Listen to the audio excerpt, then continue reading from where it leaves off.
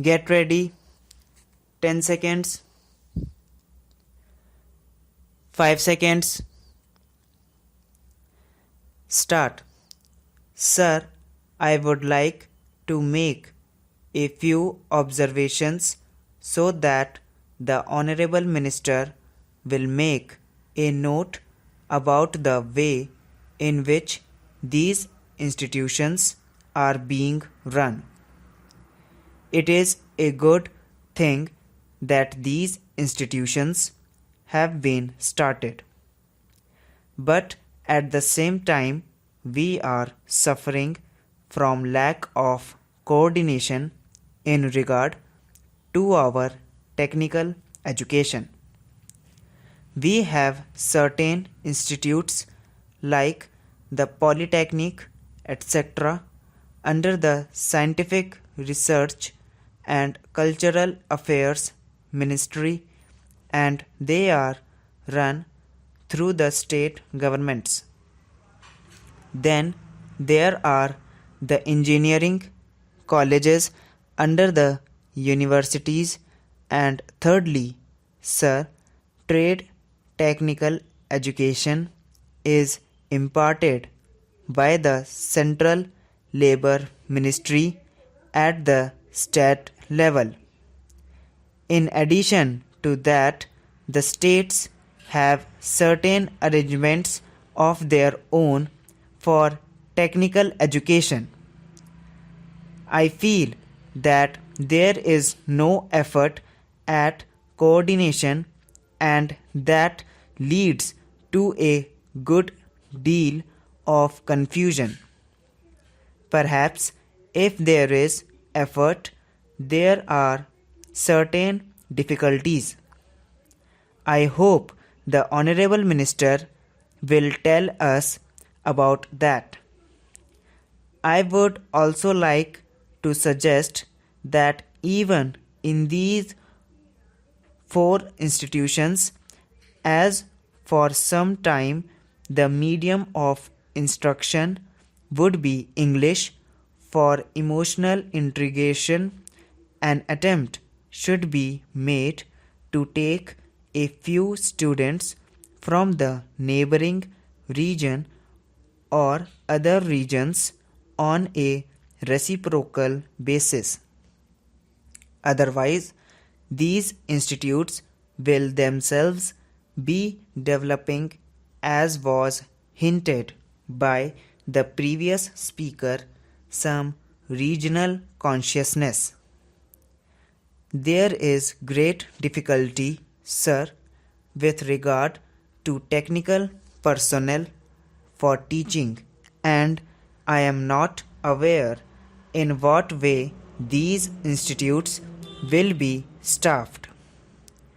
Perhaps some foreigners will be brought in, but at the same time, with the arrangements existing at present for taking technical help from different countries, Russia, UK, USA, and Germany, I do not know whether there will be special courses provided in these institutes for the teaching staff from those different countries. What arrangements there are, one does not know. In the present arrangement for teaching, I should have liked to mention the 5th arrangement for teaching at present provided through the various industrial concerns like Bhilai, Rourkela, etc. All these big concerns have their big technical schools, and they take their students for postgraduate work as also for research work. What will therefore happen with regard to the standard is a question.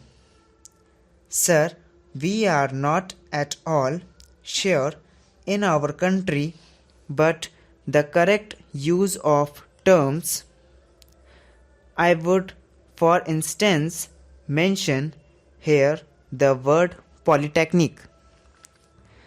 They have one school, and even if there is arrangement for starting another subject, no effort is made, and no sooner they feel they should give guarantee of some sort of technical education without proper inquiries with regard to the possibilities for employment and the various mineral resources, etc., and the basic education that should enable the students to enter the polytechnics, to have the training where it is available.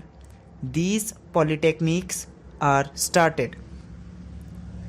Similarly, there is some confusion about the use of the word university. We have the Roorkee University for one subject, namely engineering. So it seems is going to be one university for one faculty. We have one music university also in Madhya Pradesh. We are going to start, I am told, perhaps a university only for agriculture. So, if these institutes are there, which term seems to be really the appropriate word in place of these one faculty universities, I think the Honorable Minister should take the initiative in determining what should be the exact connotations of these terms. Otherwise, one day, as was pointed out, there will be perfect confusion. There comes also the question of recognition of the degree given by these institutes. Of course, if the training with the special faculties available and the specially recruited staff available is of a high standard, naturally people would be very anxious to recruit the people who have passed out from there. In the beginning, there will not be any trouble with regard to making use of the graduates turned out from there. But the question of recognition has to be decided on certain principles, and those principles should be laid down and followed from the beginning. Now, I would like also to mention the question about scholarships.